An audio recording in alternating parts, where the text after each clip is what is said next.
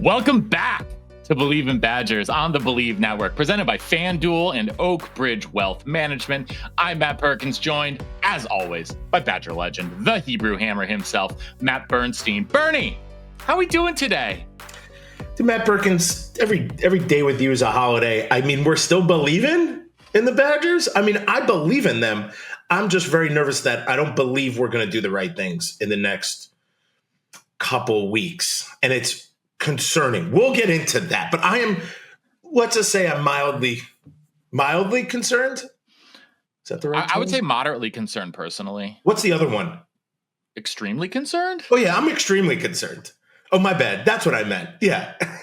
Yeah, it's more than mild. It's getting extreme after back-to-back shutouts. Oh, Bernie, we got a lot to talk about here on Monday Morning Fullback, recapping the Ohio State game. We do the good, the bad, and the ugly. Bernie, I think we both have one good from this game. One. And it's the new punter, Sean West. He had the longest run of the day. Not just the longest run of the day, Bernie. That's the longest run of the season. No, it's not. Yes, it is. No, dude, stop. Yes. That 20-yard God. run is the single longest run from scrimmage for the Badgers this year. All right, so now I'm extremely concerned. By the way, that looked like it was not – he just did that. Oh, he just did that. Yeah, that was not called at all. On top of that, he I think – I don't know if Atticus Bertram's had a 50-yard punt the entire year, and this dude was booming them, man. Like the first one looked like a shank, and then it just kept rolling until it got like 55 yards. He had a 62-yarder. Like he was absolutely the highlight of this game. The special teams unit was down in the ball, inside the 10, inside the 5. 3 of his 6 punts went inside the 20. The fact that the Badgers punted 7 times in this game, also never a great sign. Nonetheless, Sean West, you are getting our good for this game. And that's all I got for the good. Matt Perkins, I'll give it up at least for this. The defense played hard. They did. I mean, you watched. They didn't give up. I have in my notes, like Allegro didn't give up. These guys played hard. Allegro broke his arm in the first quarter, put a big old club on, came back and still played with reckless abandon. Dude, that guy, he's the epitome of what we want in a Badger, right, Bert? Right. So like that's exactly it, right? The defense has worked. Listen, up until the second end of the third quarter, although they scored within 2 minutes, it was 20-0. So it's not like we were getting blown out. Now, I would say if you watch the game and you are any football fan, Ohio State just methodically whooped our butts. Like they didn't need to do, the hoop. They didn't need a 100-yard play. Like they didn't need to do this. They just whooped our butt in every facet of the game, except for one 20-yard run of our longest run of the year, which is scary. And imagine if he got tackled. Then that play's a disaster, and we're losing by 45. Yeah, but he broke 2 tackles on the run. I know. I'm just saying. It's ridiculous, but yeah. You hear what I'm saying. Ohio State quarterback Julian Sayin was surgical. He's saying he's going to be a Jet, is what he's saying. Big mistake, dude. Well, he's only a redshirt freshman, so it might be a couple of years before he's a Jet. But then he'll be a Jet. He'll be terrible on the Jets. He'll go somewhere else and be fantastic. Be the MVP of the league. I know. But, dude, I mean, 36 for 42, 393 yards and 4 touchdowns, no interceptions. And those receivers were open despite some decent coverage. I mean, you look at that Carnell Tate touchdown early on, right between 2 safeties.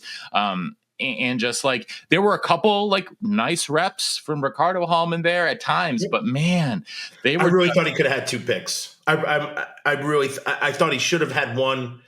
Definitely could have had one. Should have had, and then the second, I think there was 2 that he probably could have. One would have been really difficult, but he's a baller. He could have done it, but I would agree. It was a frustrating day. Well, I'll say this. Yes, I'm just looking through my notes. Most of it is just straight up offense. Straight up offense. Bernie, they had 144 total yards, and 50 of those were in the last drive against like Ohio State's third stringers. I mean, they had 94 total yards heading into that. And like, I don't even know what to do with that, Matt Bernstein. Like, I don't even know what to do with. I don't even know where to start the blame. I mean, we've played the blame pie game here. Is it the players? Is it the play calling? Is it the offensive line? Is it the running backs? Is it the quarterbacks? I mean, it's an amalgam of all of them, but man, it is a tough watch out there on offense.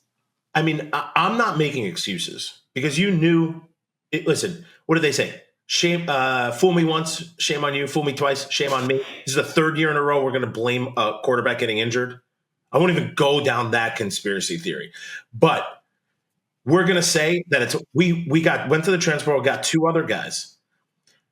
We are relying on Hunter Simmons, who sadly, just it can't. He's not doing it. He's not doing it.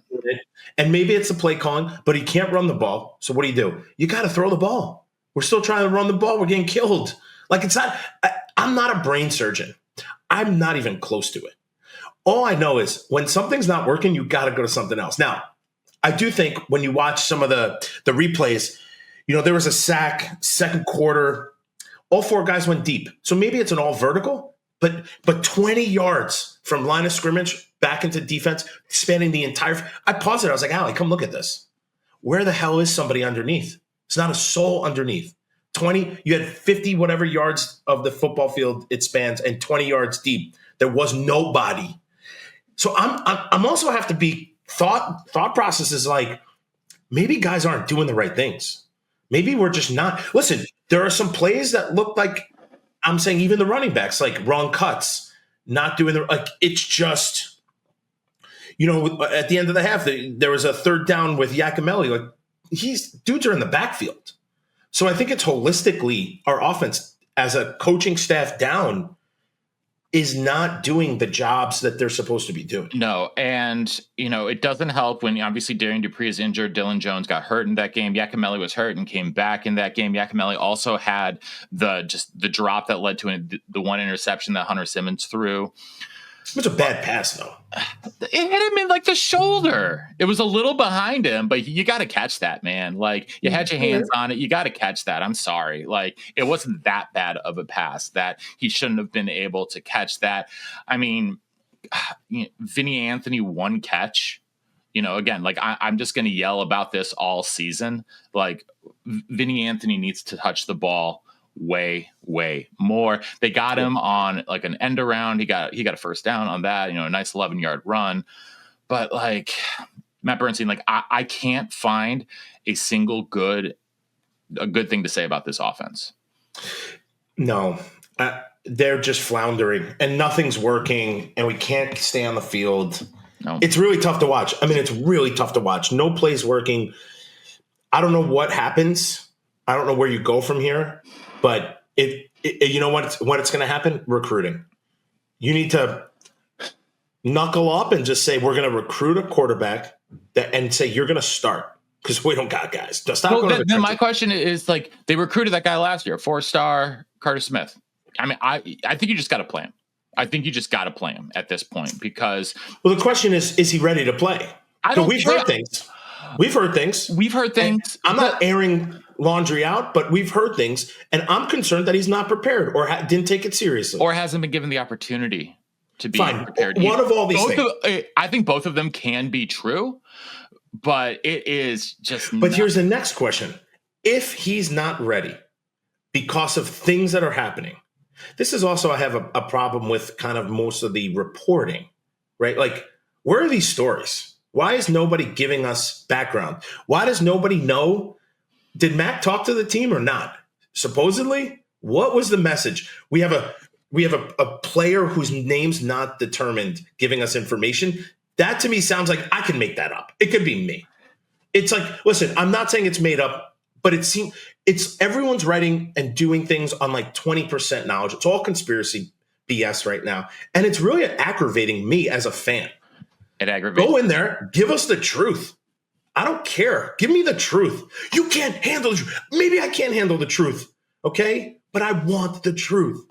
I am a few good men.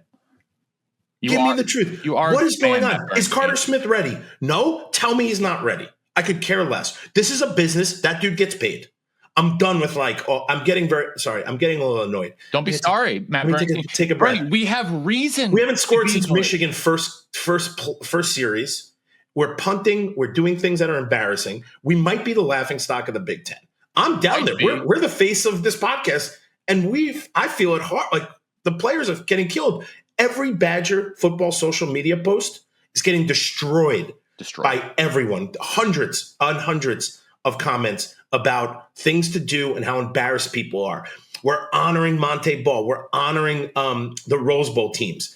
You're inviting dudes back to watch the team get annihilated and methodically beat. It is so sad. How do you ask people to donate money? How do you ask guys to get behind it? I don't know. But if you're worried about access and you're not going to write an article that will actually tell people the truth, that sucks. Yeah. I mean, it sucks. I don't know what to say about these things. I don't want to air this laundry out, but my main concern, the offense is, we're not going to see many points for the rest of this year. We might be the worst offense to ever step on the field. All these things, dudes get fired for less, for way less, or even there's no more, right? What do we say? We can lose every Big Ten game. We're going to not average over 100 They're yards. averaging 5 points per game in Big Ten play. 5. Yeah, and because we scored one time. It's all these things. So, listen, I want a hypothetical for a second. If Mac did go into the team and say, listen, Fickle's going to be good. He's here next year. What message does that send I'm just confused, right? I like Coach Fickle as a person. Yes. But things are not going right. If my best friend was the coach and we were this way, I would be like, listen, dude, you should start looking for another job. It's bad news bears here. On top of that, the message it would send to me is that the program doesn't care about winning. Or we have no money. But honestly, to me, it's more concerning that we're okay to lose this year. They might have no money, but guess what? They're going to have even less money when the stands are 50% full. Dude, how many people were in the stands? How many people were there? Well, they said it was 52,000 or something like that. Number one, Ohio State is in town at 2:30 Central Time, and it's 50,000. That's got to be one of the worst attendances. On top of that, Matt Bernstein, some of those were Ohio State fans. He's it's all red in the stands. Guess what? A lot of that is Ohio State. What a Scarlet, I think. Do you know how much good tickets cost? $30. $17. Woo! Dude, what? So we're on so many tangents. I kind of wish we wrote all this craziness down, but I have friends text me I'm not renewing my tickets. Not just one ticket, 8 tickets. Yep. You're talking about holistically, we're getting crushed. And then it looks like, since we don't have truth, that nothing's changing.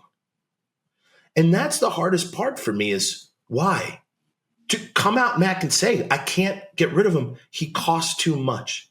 Then it says at least 50% of the naysayers right now are going to be like, well, that's the actual, there it is. We're all saying, listen, the product of football is embarrassing. It really is. We're the worst team in the Big Ten. I don't see that changing. Oregon going there. Get to play Purdue this year, which is the other awful team in the Big Ten. But they have a new coach, Barry Odom, who at least has a track record. We've seen Barry Odom do some good things before, and I don't know if they have necessarily direction. One of my closest friends is a big Purdue fan and a Purdue alum, and he, I can usually at least clown him about how bad his team is. I can't even do that now, and that's really frustrating. If I go I'm going to the Washington game. I'm so sorry. Well, so here's the thought. So Washington might not travel that well. Maybe they will. It's Washington in Big Ten road games has not been good in their year and a half in the conference. Dude, they played in an 11 o'clock game. It's 9 a.m. for them. I couldn't believe that against Michigan. It seemed so wrong to do. But listen, what if it's an 11 o'clock game in Madison and we don't win another game and we're still in this talk of hoopla of what's going to happen and nothing happens, right? You could see with Washington not traveling, 30,000, 40,000. You could see half the stadium there. And it looked like that when to me, the saddest part of Saturday was Camp Randall not being full. Like you could Not see even it was close. not even close. And the student section, like, they took a beating. I feel bad for them.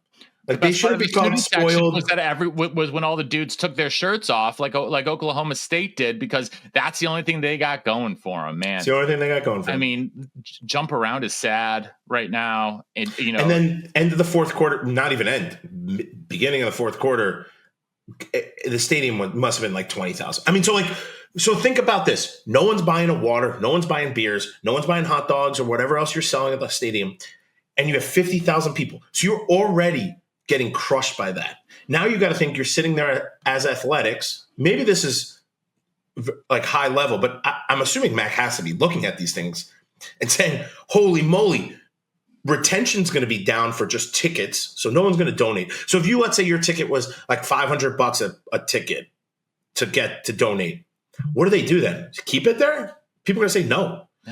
So then you got to lower all of it.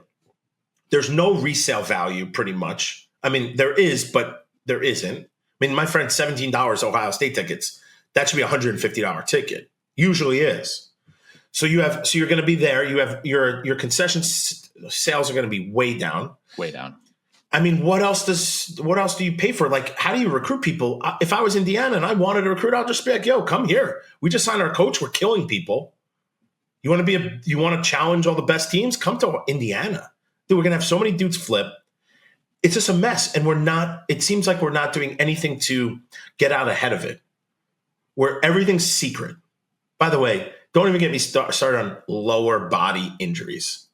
When did that start happening? They stole that from hockey. Ever heard. Like, hockey started doing that 15 years ago. Just upper body injury, lower body injury. And now everyone's like, is it an ankle? Is it a knee? Is it, like...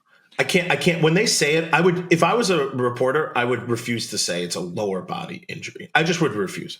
One, you watch a replay and you say, look, it's an ankle. Just say it. We all know how crucial your data security is. Delete Me makes it easy, quick, and safe to remove your personal data online at a time when surveillance and data breaches are common enough to make everyone vulnerable.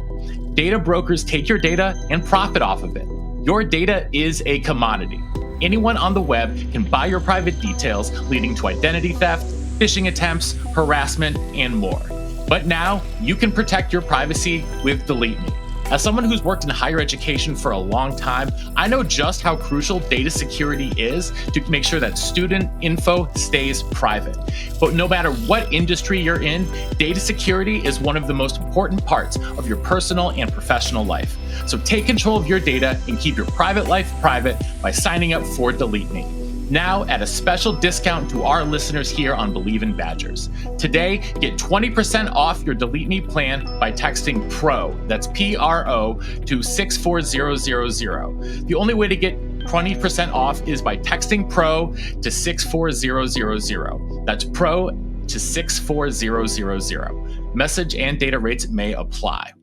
Hey folks, before we continue, I want to remind everyone tuning in that we continue to be proudly presented by Chris Anicetti and his entire team over at Oak Bridge Wealth Management. If you're a collegiate athlete or parent of a collegiate athlete navigating NIL opportunities, Chris and his team are here to help maximize your earnings and protect your future.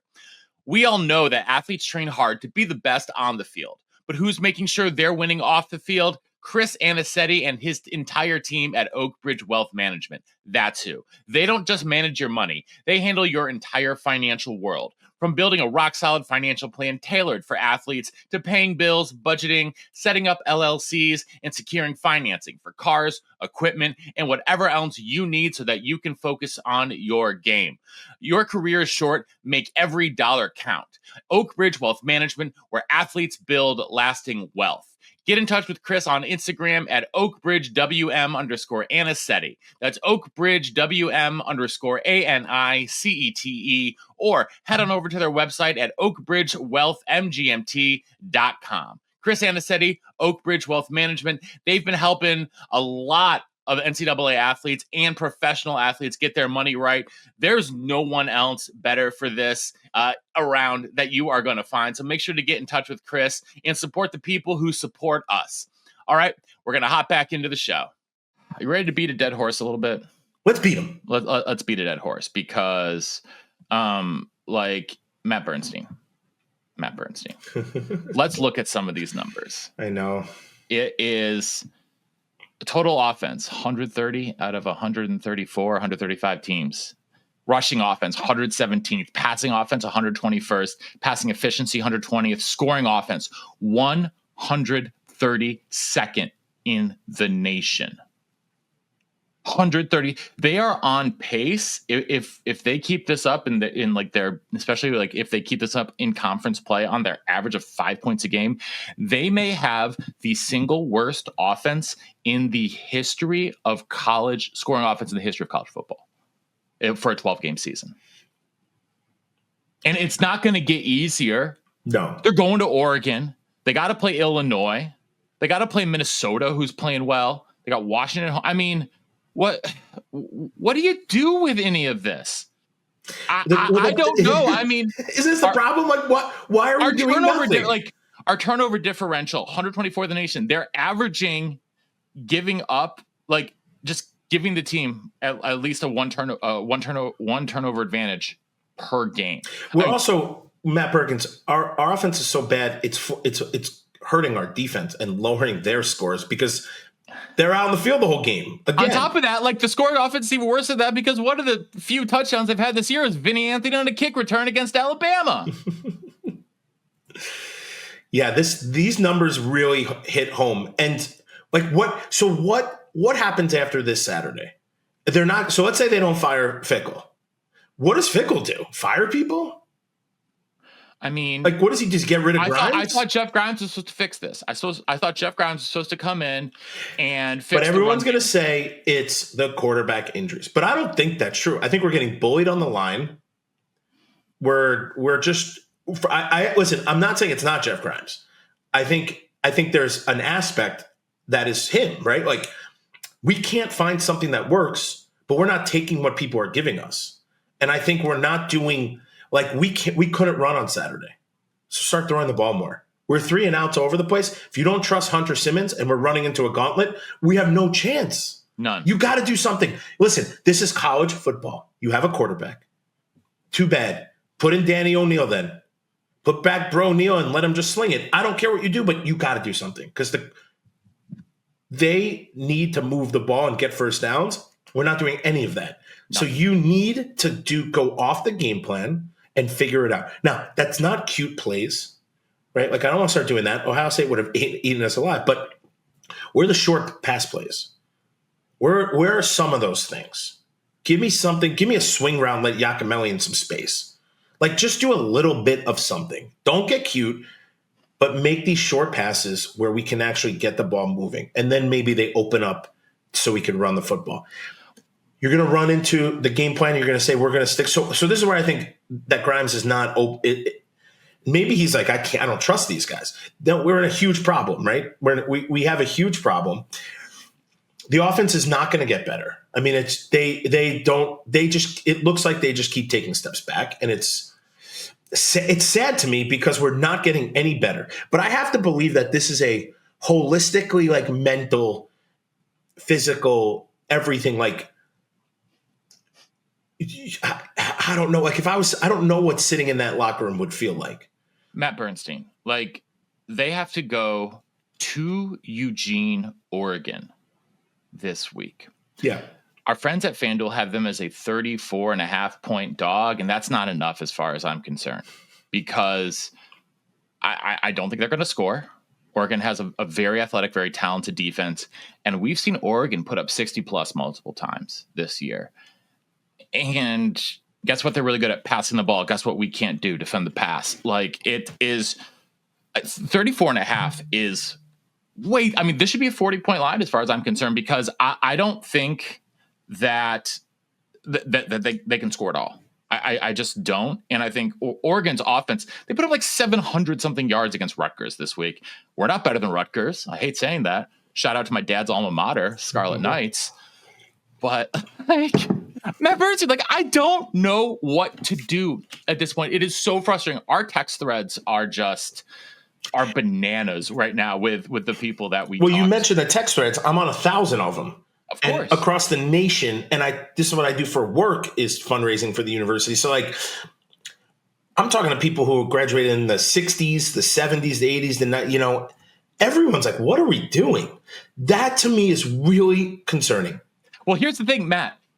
It is not just like, okay, athletics isn't going to raise money. When the football program isn't doing well, people don't want to give money to the university, period, because it is the most forward facing thing that the university has. Yes, we have obviously incredible research institution, incredible academics, great campus lifestyle, all that great stuff. But the football program is the thing that's in the national news all the time. And when the football team is down, I mean, you could speak to this better than I do. I'm sure people want to give less money because it's embarrassing. I can't wear my Wisconsin gear out. I live in Tennessee where people don't even care about Wisconsin football, and they know how bad it is. I'm going to the gym and I'm wearing a Badger shirt, and people are just making fun of me. Thank God my wife went to Vanderbilt and we have season tickets here because I can wear all my Vandy gear and feel proud about them. You want to talk about a program that has done a turnaround. Vanderbilt, and there's a couple things I want to say really quickly about Vandy, then I'll get off my soapbox. Or as you would say, get off my pillbox. I love your mixed metaphors, Bernie. Clark Lee, a great alumnus, a walk-on at Vanderbilt, who played his butt off, became an incredible defensive coordinator, Notre Dame, came back, and has built a culture at Vanderbilt where, they don't have, they don't have any of those silly team sayings anywhere. There's nothing on. There's no weird quotes and stuff like that in the locker room, in the lifting facility. There's no acronyms on what he's wearing on game day. There's none of that BS. Mm-hmm. It's football. It's about football and the guys and what's doing. And guess what? That team is clicking on all cylinders. They are one of the most efficient programs offensively in the nation. They're creative without being cute. And they've done something at an institution that is way harder to win at. Not just because of the academics, which are even tougher. It's one of the top universities in the world. A much smaller alumni base, a much smaller donor base, a much smaller stadium. I am befuddled as to how Wisconsin has dropped so low, and Vanderbilt has risen up. Obviously, different conferences, all that kind of stuff, SEC money, but you get plenty of money from the Big Ten. It's mind-boggling to me that on any given Saturday, I know I'm going to get more joy watching Vanderbilt and UCLA, where I went to grad school. UCLA, who started the season 0-4, now they fire their coach, bring in an interim. They've got 3 straight wins. They beat Penn State, they beat Michigan State, they beat Maryland this past weekend, and it's so frustrating. When Wisconsin threw the interception, my dad was here this weekend. It was great to see my dad. I love having my dad in town. We're watching the game together, and I just started laughing. He's like, "Matt, why are you laughing?" I'm like, "Because it's what I expected. Mm-hmm. Because it's what I expect the team to do at this point." And that is so sad. It's very sad. And sadly, I don't know what is in the works. You read all these things. You can't trust any of the social media stuff. But if you go on social media, there's a thought about everything. And some of it, listen, we know social media. You start believing some of these things a little bit, like a grain. And you say, oh, wow, is Billy Edwards Jr. ever going to come back? Yep. Nobody knows. Are we going to fire Fickle? Are we not? Oh, boy. So what does that look like? What happens? Everyone said, oh, it matters what happens at Oregon. But now we have conflicting, Mac.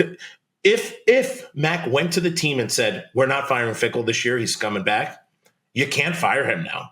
If you do, you lose any credibility that you had. So now my concern is, one, why would a recruit want to come play here? Because Fickle did a good job recruiting him. I mean, give me another reason. Okay. They're playing 10? Young guys. Mason Posa, Cooper Catalano, Eugene Hilton. They're going to play young guys anywhere. You're going to play young guys in a lot of places. So, Bernie, you asked me. That's what I would answer. Okay, so we play young guys. And we play young guys and get murdered. So These are real issues. Like, I'm not the only one saying these things. We aren't. This isn't breaking news. We're not getting our information. But so we're going to get hurt in recruiting, and then we're going to get killed. I think we're going to get really hurt in the transfer portal. I mean, I don't know what's happening in the locker room, but why would guys stay?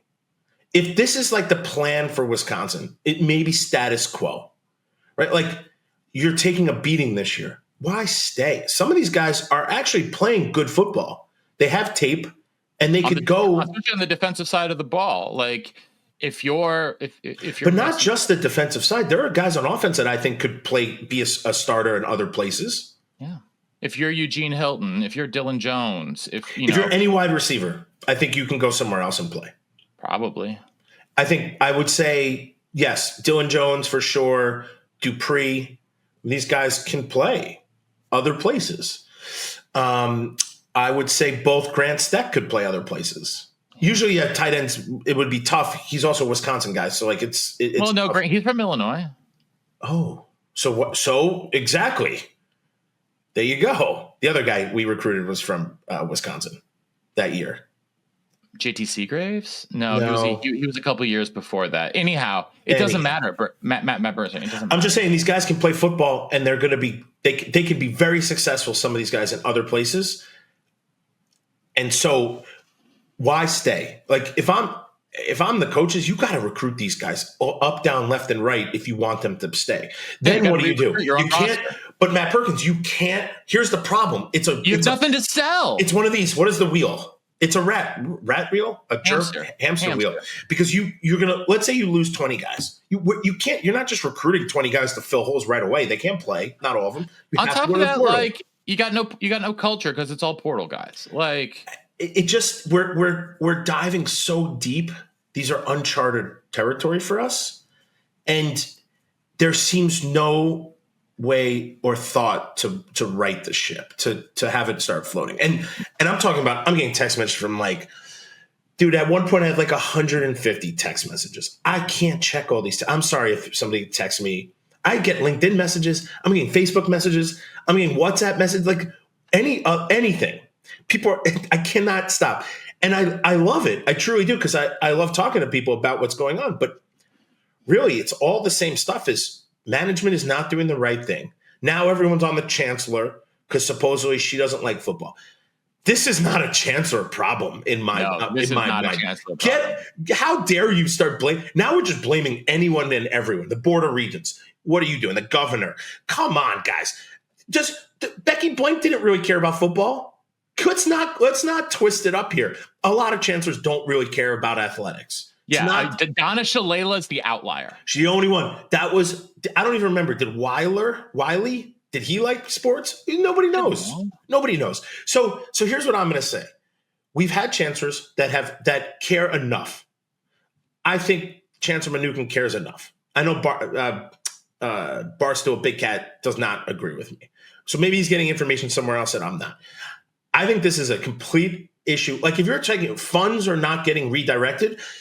I know for a fact that Barry Alvarez got Ho Chunk Nation to give them like $5 million. Could have been 4, maybe 5. Do you know what Becky Blank did? She goes, thanks. And athletics kept maybe a fourth of it. This is not abnormal for the university to take funds, donated funds, and use them for academics across the university. This is what happens all where a public university happens.